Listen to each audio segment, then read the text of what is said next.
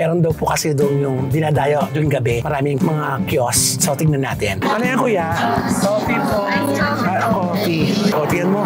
Likod lang ng sasakyan. Laban na, no? Maganda rin dito tumambay, no? In fairness. Nag-aaral ka pa? Opo, grade 11 po. O, tingnan mo. Ano yan? Bibilib ka sa mga batang ito. Ang gagaling. Para kumita na ng pera, di ba? Upuyat. Gumagawa ng sarili ng pera. Yun ang maganda. Dito ka, te. Kasi sir, di pa po kami naka-ready po. May mga mais po talaga dapat. Nasaan yung mais? Wala. Ayaw maano, day? Ayaw matanggal? Oo.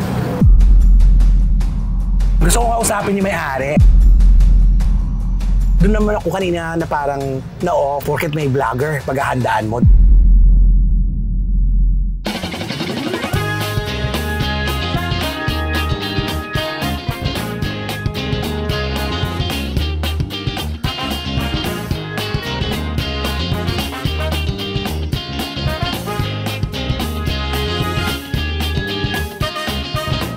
Telma ang mega, Telma ang bash. Dahil ang buhay ay chika-chika lang. Ganon! Hello mga kachika! Welcome to my vlog! At syempre mga kachika, food vlog na naman po tayo. Pahinga po muna tayo sa mga interview.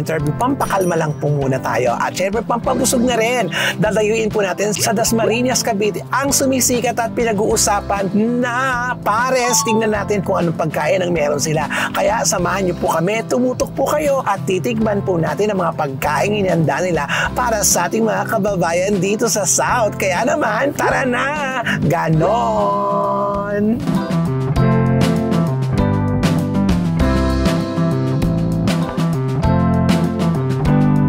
So mga kachika, narating na po natin ang lugar ng ating destination. So ano pang hinihintay natin? Tara na kasi anong petsa na, gabi na rin. Ilaban na natin ito. Tama-tama, dinner time! Ganon! Tara! So eto na mga kachika, nandito na po tayo sa lugar ng Tapsi Pares Overload.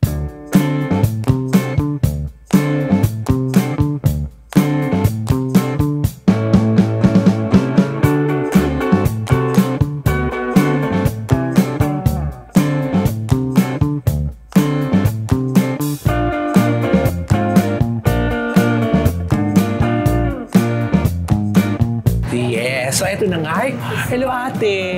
Dito ka, te. Kasi sir, di pa po kami naka-ready po. Okay lang, no? Ano ka ba? Ano to, ate? Waglit. Eto. Siya ni Bulaklak. Eto. Bulmar. Sige, susubukan natin ito. Ano pangalan mo, be? Ren. Ayan. Hindi pa daw sila prepared. Hindi pa daw sila handa. Kaya nahihiya pa. Anong pangalan ito? Tapsi Babs Pares Overload. Ayan. Hi po guys, ako po si Atay po ng Pares Overload po ng Dasmariñas, Cavite po. Burol, Maine, ayan po. Order mo na ako ah. Mayroon po kaming P1, yan po, Pares, Tumbong, Bulaklak, Magnet, tapos may mga Bulmaro din po kami. Putok pa to. Oo, putok pa. Diyos ko.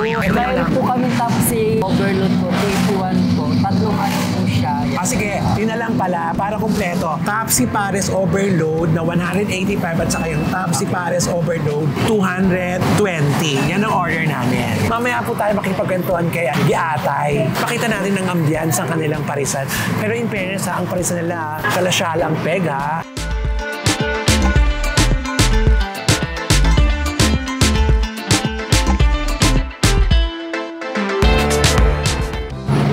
Ano pangalan mo, ate? Ano? Marivic po. Si Marivic. Siya si Marivic. Matagal ka na rito, ate? Years. Ay, ilang taon na ba to? Yung taxi was po, 3 years. Doon Pares. Kailan lang po? Ay, ang tagal na pala ni ate dito. Ito po yung P3. Tapos P1.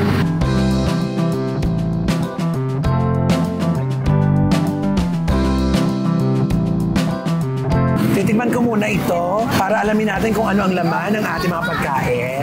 Taga saan ka rin, Ren? Santa Mesa. Santa Mesa? Saan ka sa Santa Mesa? Sa malapit sa NSC. Sa Nagtahan. Paano ka napunta rito? Kasi may nabili kaming bahay kami dito. Ah, dito sa Cavite. Salamat ate. Oh, yung bait-bait naman ni ate. Kanino tong negosyo? Bali may amo po kami po. Yan po si Ma'am Banji. Ayan po. Bali ano pa lang po ako dito 1 month. Ay, 1 month. Naabutan may kasagsagan. Itong Pares Overload Kailan lang ba to? Magto 2 months, gano'n. Kamusta naman? Okay naman, medyo marami din tao. Anong oras ang maraming tao dito? Depende po sa araw po kasi minsan din po mayroon pong wala. Mamaya, gano'n, marami kahapon, isang araw marami. Super dami talaga. Ang una nating titikman, ang Paris Overloaf. Ang lutong. Anong oras ba bukas ito? 24 hours. Dumadami ang tao gabi. Dumadami. Minsan sa umaga, gano'n. Ang init. Minsan din kasi matumal. Ay, may tumal factor din. Pero mas marami ang... Mas maraming tao. Ito ba yung ano? Yan ang ano na 220. TP3 yan. Bunmaro, Bulaklak beef. Tapos ito naman yung pata, Bulaklak beef po yan. Yan pang overload. Alam mo in fairness ha, pero mas ang ganda rito kasi mainit ang kanin. Pero hindi kasi siya sinangag. Ba't hindi siya sinangag? Plain ang gamit namin dito. Talagang plain talaga ang inaano nyo. Kasi nga hindi naman trabaho, saing na lang, di ba? Saing ng saing. Kain po muna tayo ng bonggang-bongga. Bago natin lagyan ng verdict, ang pagkain ni Ren Giatay. May mga mais po talaga dapat. Nasaan yung mais? Wala. Wala kasi nasa palengke pa ko na mami namimili pa.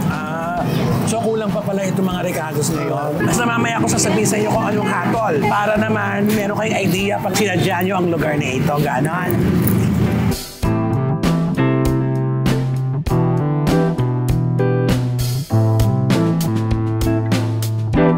Tsaka maganda rito, hindi rin masyado mainit yung lugar. Maayos. Ayaw maano, day? Ayaw matanggal. Oo. Gusto ko kausapin yung may-ari, hindi pa daw nakahanda. Sayang naman ate, ayaw niya. Tigas. Ayaw ni Madam. Hindi natin makakusap pa yung anyway, nakausap naman natin ang nag-asikasa sa atin dito na si Ren Giatay. Ngayon, lalagyan na natin ng verdict ang ating kinain. Sayang, sana makausap natin si Madam no, para alam natin yung kwento ng parisan na ito. Pero anyway, yung kinakain ko na bulalo, may pata. Yung pata na kinakain ko, masarap siya in fairness. Kaya lang, yung pata, medyo may tigas. Konti pang paulo sana, pero in fairness, malasa. Tapos yung crunchiness, in fairness, pati yung sabaw, masarap siya. Lumaban, 199, di ba? Tapos yung isa, yung Bunmaro, 220 naman yun. Iisa lang kasi ang sabaw nito, di ba? Pare-pareho lang. Kaya yung lasa, hindi rin nagkakalayo. Yung 199, actually, mabigat sa bulsa. Pero sa sobrang laki ng karne, in fairness naman, pwede na. Tapos only rice, tapos may isa pang soft drinks. For me, it's a yes. Pwede niyo pong puntahan ito, tikman po ninyo at malaman po ninyo sa sarili niyo kung talagang yung sinasabi ko po ay tama. Pero sa akin, yung sa panlasa ko, pasok ito, yun lang nga, medyo matigas ang pata. Ganon. Sorry kasi hindi sila nakaprepare. Okay lang yun. Laban lang yun. Salamat ate. Salamat Ren.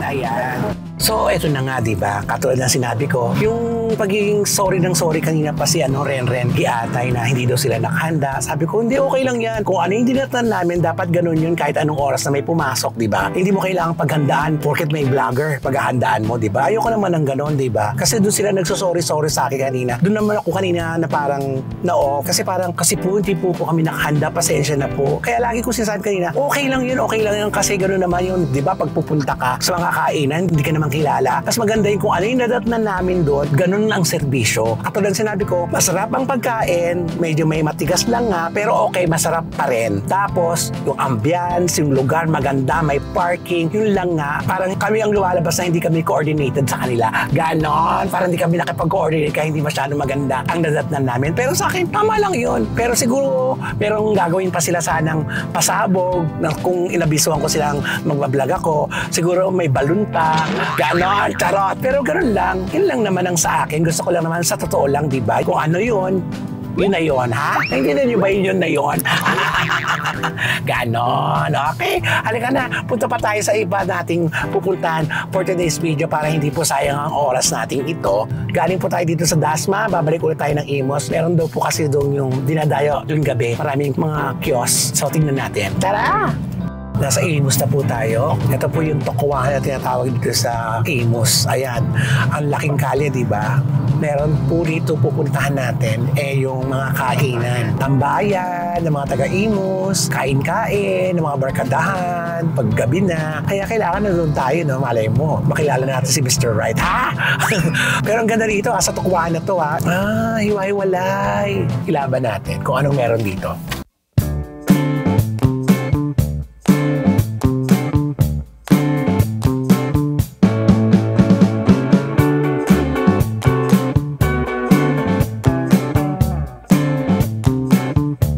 Alamin natin kung anong merong tinda dito. Chicken pastil naman ang tinda nila dito.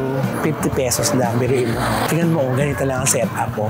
Likod lang ng sasakyan, di ba? Okay na. Nakakapagtinda na sila. Pero dati daw talaga, hanggang doon, isang buong buo ito. Siguro, magbabalikan din ito. Pero tumawid na tayo. Tingnan natin kung meron pa dito. Ano yan, kuya? Coffee po. Coffee. O, tingnan mo, likod lang ng sasakyan, laban na, no? O, eto yung tipas. Di ate, marami to. Mahabang mahaba ito. Ngayon, unti-unti na kayo nagbabalik. Anong oras kayo simula dito? 6 lang, tapos hanggang? 10. Hanggang 10 lang.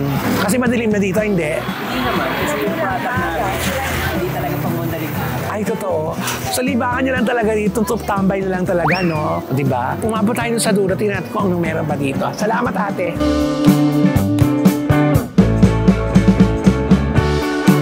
Ito yung big siomai. Maganda rin dito tumambay, no? In fairness. O, tingnan mo to. O, ang cute, no? Ano to? Pastil din. O, diba? Anong oras kayo dito dumarating? Alas 7 po. Alas 7 hanggang? Uwi po kami dito mga 1. Maraming tao pa rin dito kahit ganong oras? Po, umabot po. Pag nag-aalala lang po, may na-stress, may mga tao pa rin po. Totoo. Tambay talaga. Sino gumagawa nito sa inyo? Ako po. Ikaw mismo ang gumagawa? O, Sa tumambay po siguro na lang. tingnan mo naman. Ang dami nyo rin pastil din dun, no? Yun, nakasakay. Ito, nakabike. Kala ko nga kanina, binatog. Sige, tingnan natin. Balik ako dyan sa inyo, ha? Salamat!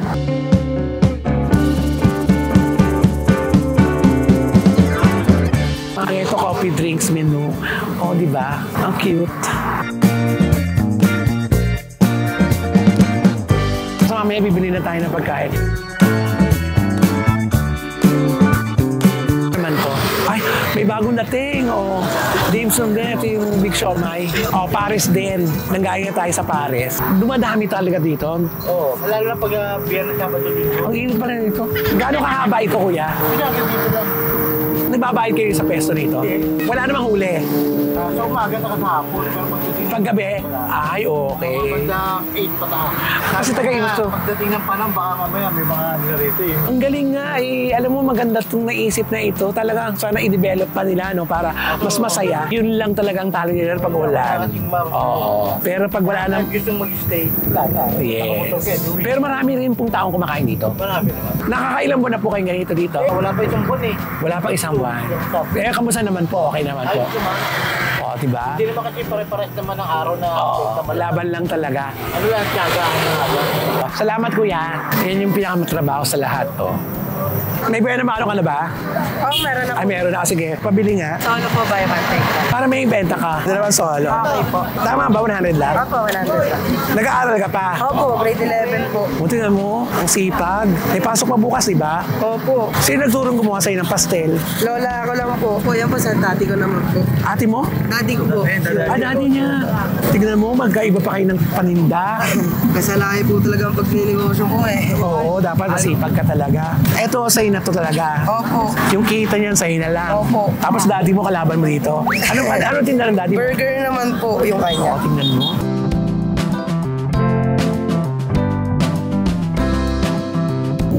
Ayan, okay, maraming salamat. Thank you po. Humble po siya. Ano yan? Humble po kuya. Pagdagdag ko Ano yan? baon. Humble po. Graham? Sa 20 pesos po, 5 piraso po. Bilan na rin natin to. Nag-aaral ka din? Opo.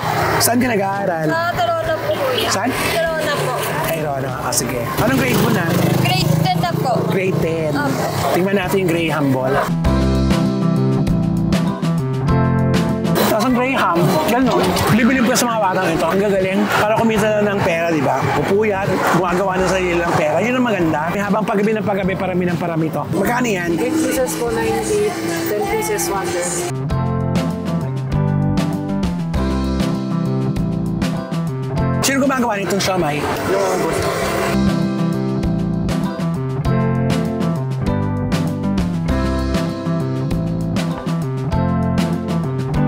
Tignan na natin ang big siomay kung gaano kalaki.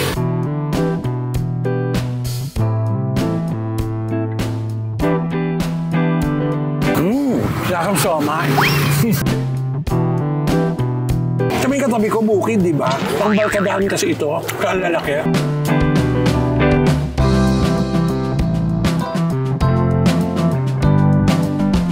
Lagyan natin ng verdict. Malaki yung wrapper niya. Yung loob, maliit lang. Lumaki siya sa wrapper. Yung siomay wrapper. Lasang siomay pa rin. 90 pesos, di ba? 8 piraso. Isang kapa. Siguro pa 3 tao busog na rito. Yan ang big siomay na trending dito. So, eto na yung tinda ng bata. Tingnan yung nag-aaral. Ang sipag-sipag. Kaya ako siya bilyan, actually, yung bata kasi. Alam mo yun, iba yung kaway ng bata. Di ba ang sipag? Ganun yung mga dapat tinutulungan. Siya ang gumagawa nito. Tinuro daw sa kanya ng lola niya. Pwede. Parang mamahalin yung rice, malambot at malasang-malasa, oh.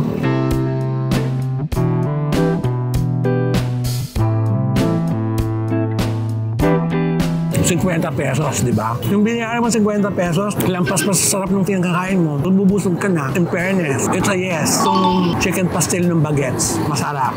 So mga kachika, ayan, nakakain na po tayo dito sa napakasayang lugar na ito.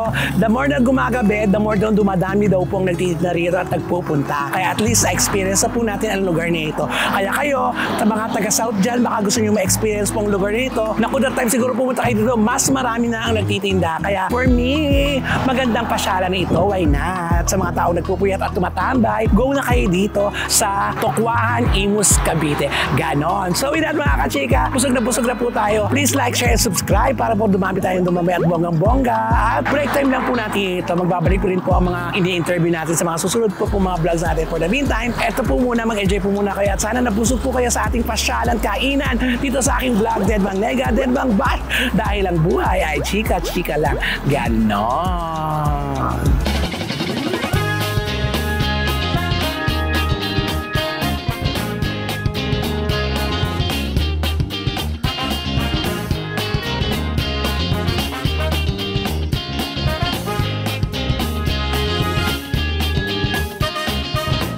Deadbang Nega, Deadbang Bash. Dahil ang buhay ay chika-chika lang. Ganon.